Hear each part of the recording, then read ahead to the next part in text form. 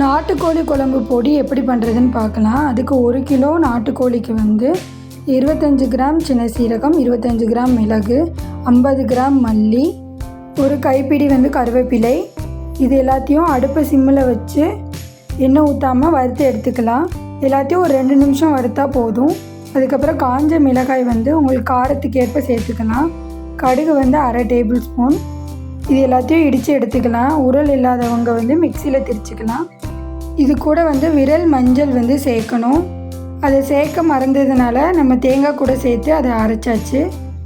அவ்வளவுதான். இதுதான் நாட்டுக்கோழி குழம்பு பண்ணுறதுக்காண்டி நம்ம ரெடி பண்ணுற மசாலா பொடி. நம்ம சேனலில் நாட்டுக்கோழி குழம்பு எப்படி பண்ணுறதுன்னு வீடியோ போட்டிருக்கோம், அதை மறக்காமல் பாருங்கள்.